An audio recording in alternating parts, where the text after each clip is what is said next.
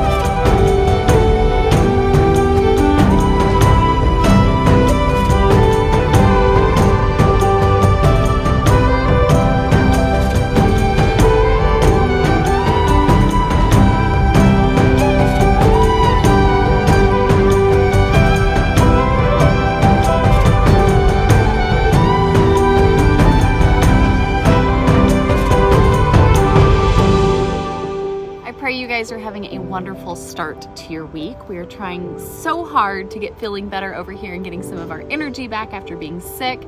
We've had to cancel appointments all month long, so I'm having to reschedule appointments like crazy and trying to juggle a lot of things. And so prayerfully going into each and every day with the Lord's guidance to help me set my priorities and take care of the things that I need to take care of. So that's where we're at. We appreciate all of your guys' love and prayers.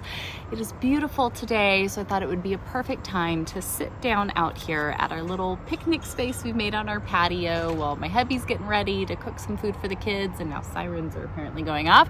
But I thought it would be the perfect time to share with you guys a few tips that I've been implementing in my own life, trying to find the loveliness even when life is hard and things aren't going so hot. This came up because the other day we've been sick. I have been completely laid out for weeks now. Our house is a mess. So I'm behind on literally everything in my life. I kind of don't even know where to get started, and I'll try to do something and I'm still getting really tired very quickly, and then I'm like, if I'm productive one day, I'm like laid out the next day. It's so hard. Anyways, I haven't cleaned my bathrooms in a while. Being like before company got here for Passover, and then our sickness started literally the last day of having company here. So it's been like a month, okay? It's pretty bad. I walked into our bathrooms, and our bathrooms already are pretty notorious for having, of course, now the sun is right at my eyeballs. Our bathrooms are already pretty notorious for having mold and mildew issues that I'm constantly battling to stay on top of. We've tried everything under the sun, and it's just a constant battle. But when you've been laid out for a few weeks, that means you haven't stayed on top of all the things you need to. And I text a friend and said, how does one find the loveliness and the beauty in your day when you're scrubbing mold off your bathroom wall and mildew, and it just, it's so gross and it drives me crazy. And so I've really been thinking about that for the past few days, and in a little bit of frustration with all the things that we're facing and the things that we have going on, and just trying to juggle all the pieces and get it back together. These 3 points really keep standing out at me that I feel like we can all take and apply to our days, regardless of what the sucky position we're currently in happens to be. There's some level of this that can help you. So when things are difficult, but you're trying to find loveliness in your day, you're trying to find the beauty, you're trying to find the elegance, you're trying to, embrace the simplicity and the beauty and all of that. But things are difficult. Life's hard. Things aren't going well. You're struggling, whatever it may be. I feel like the first thing that I catch myself trying to remember to do in these situations, in these times when I'm frustrated, I'm done, I'm like, I just want to kick rocks, and scream, is to count the blessings you do have. Almost that Anne of Green Gables type approach to it, where it's like, my house is falling apart. It's an old house. It needs a lot of love. I would love nothing more than to buy our home, gut it, and redo it, because the bones are strong. It really was built so well. They don't build houses now like they did back then. And if we could gut this house and redo it, it could be a phenomenal property. Now, I don't have $400,000 or $500,000 laying around to just buy this property, gut it, and redo it, right? Come on, who has that? But I have a lot. I have a bathroom to be fussing about, right? I think of all these things, which it's difficult. It is so hard. I mean, we went through last summer where literally our sewage was coming up through every pipe in our downstairs bathroom. It's really hard when you're literally in the thick of sewage to count your blessings, okay? Trust me, I get it. But pausing and saying, okay, what are the blessings I do have? I have my family. We have our health. Even if we're struggling, we're getting better. I have, make it a game to find those simple little things. For me, with being sick, we would come outside and force ourselves to come outside even for 10 minutes and enjoy the breeze and the sunshine and just everything coming to life, right? Everything, it's spring, everything's blooming, everything coming to life, and then our allergies would start bugging us, we'd have to come back in. But for those few minutes, I could sit here and say, wow, this day is beautiful. Thank you, Lord, for this. The sunshine feels so good, looking around at everything.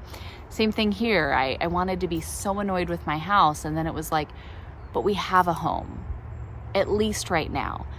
And it's a blessing, and it's a space that for us, this is our 16th home.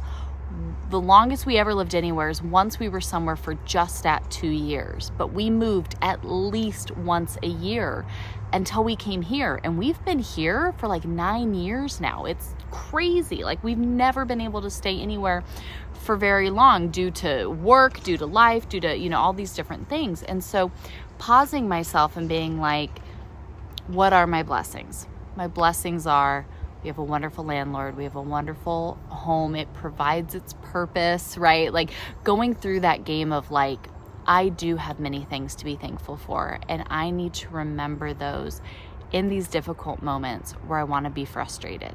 Maybe I did this too when I'm laying on the couch sick, can't get up, I'm frustrated, I can't do anything. We don't feel good. And I'm like, okay, but I have the ability to rest. I have the ability to trust the Lord to heal and restore, right? Like, there are little things I can do, just trying to, I feel like it's more a mind over matter when it comes to this of life's not perfect. Things are hard. I get it, right? I have lots of frustrating things in my life, but mind over matter, I can try to focus myself and say, hey, I know all of that really sucks, but God's got it.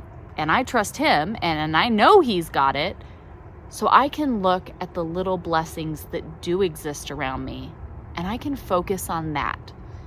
Be it some warm sunshine and a soft breeze. I mean, that's why we've been eating outside, because I'm like, I can't tackle everything in there right now, but dang it, I can sit out here where it's a little bit prettier and just enjoy it. And little things like that make a difference. Second tip I have for trying to find loveliness in life, even when things are difficult, is to hit pause and do something lovely. Sometimes the situations we're in, the stuff we have going on in life, the struggles and hardships and whatever it is that we're faced with, sometimes there's really not much we can do about that, right? Like, I can't demolish my house and rebuild it. I can't just go get a vehicle that my family can fit in that's reliable. I can't just come out here and catch up on a month's worth of work instantly. Like, I can't just do those things, right? That's not how it works. But when I'm starting to get overwhelmed, I'm starting to really get down, I'm starting to get really frustrated, sad, whatever the thing may be that is causing me to struggle, I can choose to hit pause and do something lovely. We had attitudes in the house today. We had kids having bad days. It was one of those, like, our one daughter, like, her favorite pants got a rip. She lost a tooth last night, accidentally hit it with the toothbrush. That hurt. Hit her leg. Like, it was like one thing after another that just kept happening. And she was like, I'm done. Like, I just woke up and already all these bad things are happening. Like, right, like Alexander in the very horrible, no good, very bad day, whatever, however it goes. Like she felt like that today. Like, everything was happening. And we were just like, you know what? Pause the day for everybody. And we're just going to have a nice day. We're going to sit outside. I'm going to collect some flowers. We're going to put a bouquet on the table. We're going to have our weekly tea party. I think this is going to have to be a thing that just happens. We're like, one day a week we have carbs and sugar, because they just wanted, let's just sit down. Let's just have a lovely tea party. Let's make a sandwich. Let's, have some little treats. Let's pull out the pretty china. Let's, make some lemonade, and let's just sit down and do something lovely. And I think sometimes we need that, right? Sometimes we just need to hit pause and say, dude, I need a break. I can't do this right now. I'm frustrated, I'm sad, I'm angry, I'm, whatever it is that's just overwhelming, and say, hey, we're going to do something lovely right now. Be it go for a walk, play a game. I mean, usually if it's something you can do to get outside, it's going to be a huge help. Maybe it's to have dinner outside. Maybe it's to just have ice cream for dinner, but sit outside and do it under the stars, or whatever it may be. Like, sometimes that just pause and proactively choosing something lovely, that can be such a game changer. I know my husband and I love to do this, especially like later in the afternoon after we've been, working and doing stuff, not so much lately because we've been sick, but especially when the weather's beautiful, we go, okay, put everything away. Him and I will sometimes share a glass of wine and go for a walk while the kids run and play and do all of that. And it just is like A, we're creating memories and that's amazing. B, we're being together. And C, we're just choosing to walk away from whatever the frustrations of life are and to say, let's do something lovely. Even when being sick, right? Laying on the couch and saying, you know what? We're going to choose something to watch that just makes us feel good. We were doing the Donna Reed show where it's like, let's just curl up together and watch this. Like the family, it's cozy, the home, like all the little things. And it's like, that's lovely. I just want to choose, if we're all going to be stuck here on the couch, feeling miserable, not doing well, like let's curl up and let's enjoy that. Maybe we'll all have a cup of tea and sit here and watch this and enjoy. We can always choose to find a little pocket of lovely to kind of go burrow down into when life is overwhelming and you just want to scream and you don't know what end is up. And so hitting that pause button on life and choosing to go find something lovely, simple, beautiful, even again, if it's sitting outside and getting some warm sunshine, on you, that makes such a difference, especially when we're struggling with all of the chaos and junk that life loves, it feels like, to bring to us on a normal basis. And my third and final point here that obviously is key in all of this is when we're trying to pursue a lovelier life, we're trying to pursue a simple life, a present life, an elegant life, a beautiful life, whatever it is that you're kind of hanging on to, we have to identify what's dragging us down, okay? That's such a huge key factor in this. Maybe it's something outside of your control. Totally possible. Maybe it's something that's outside of your control, but how you're going about it could be changed. Maybe it is self-started, and be for real with yourself, right? Like sometimes that happens. I know for me, I will create chaos with my projects and then I get super overwhelmed and the only person I have to blame is me because I'm the one who went and created all the projects, right? Like, so we have to look at that. But sometimes it's health issues. There's no one to blame for that. Like, it is what it is. Sometimes it's relationship issues. Sometimes it's just family dynamics. Sometimes it's just life. It's just where you're at and what's going on. But identify what's dragging you down. And then do one of these three things, or all of them, honestly. Tackle it.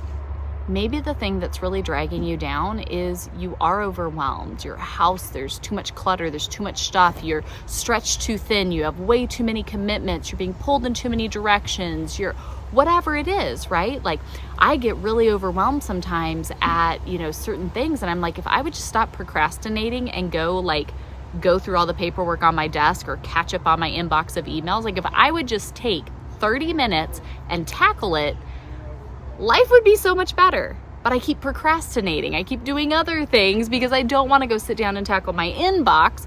And then it's always there lingering on the back and I get really frustrated. And really, I have no one to blame but myself because I just need to go sit down and take care of it. So identify what that is. And is there something there that you can tackle? Phone calls you can make, errands you can run, something you need to do at the house or whatever it is. Like, is there something that you can do that would just help fix the source of the problem, right? We always got to get to those roots. So sometimes you just got to tackle it. Sometimes you need to release it. Sometimes we really do need to understand when things are out of our control. There's nothing I can do about this. Be it because it's a relational issue with someone else, sometimes it's just health or things outside of our control, circumstances that we're in, finances that we're, just can't magically fix or whatever the case may be. Sometimes we really have to come to this point of like, this is what's really dragging me down and I've got to give it to God. Easier said than done. I completely understand that, but that doesn't take away from the fact that a lot of times that is what it is, and that is what needs to happen. Let go, let God, right? Cute little saying. People love to put it on t-shirts and do fun things with it, but sometimes that's what's needed and that's what needs to happen. And so if you're ever going to get into a better situation, that's what you need to do, quite honestly. And I know I've been in that spot many a times. I'm sure I will a million more times before my days are over.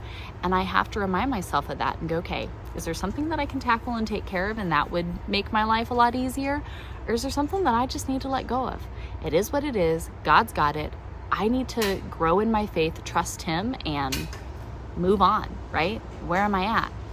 And then the third thing that needs to be done, regardless if it's, tackle it or release it or whatever it may be, is you've got to pray continuously. So much of this in our struggles, in our hardships, you guys, we're told to pray without ceasing anyways. But especially when we're dealing with these things, we're dealing with these struggles, we're trying to live a more lovely life. We're trying to be focused on the beauty and the elegance and the simplicity and the blessings. Take it to prayer. Ask the Lord to guide you. Ask the Lord to help you. Ask the Lord to really just reveal the beauty in your life to you, especially if you are more prone to be more of that kind of negative side of things and you struggle with seeing the beauty in the life around you. That's so important to take it to prayer, to give it to God, and then to trust Him to guide you and lead you in seeing your life with those rose-colored glasses. In that a bit, Lord, help me romanticize the beautiful that you have all around me and give to you all of my burdens that I just cannot handle by myself. Scripture tells you over and over that that's what He'll do. But it's up to us to finally go, okay, then here you go. That makes such a key difference. Friends, I would say, especially in the season of life, dealing with lots of frustrations and lots of things and uncertainties and all of the things of life, these three things have really been what I have been relying on when trying to find the loveliness in my life, even when life is hard and things aren't going well and I'm sick of being sick and I'm sick of not having energy and all of the other stuff that goes along with it. So I pray that this can be a blessing for you and your family. I love reading y'all's comments each and every day as these videos come out. We've got some fun stuff, Lord willing, we'll get into this week, and really exciting news our family is talking over and praying over that I cannot wait to share with you all. So be sure to hit that subscribe button, turn on those bell notifications so you see our videos each day. And if you want a little something else to watch, might I recommend this video right here? I think you're going to love it. I'll see you guys tomorrow. Bye, friends.